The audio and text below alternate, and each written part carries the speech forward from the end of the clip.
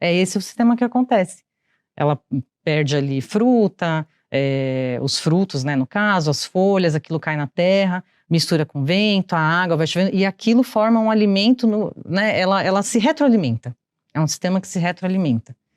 E a compostagem, ela ensina isso pra gente. Então, eu comecei a ver que, sutilmente, no tempo da natureza, eu comecei a lidar melhor com as minhas questões. Eu comecei a encontrar saída para o que antes eu não via, né? Comecei a ver de forma menos dolorida alguns fatos. Então, eu acho que foi uma compostagem que aconteceu, né? De sentimentos.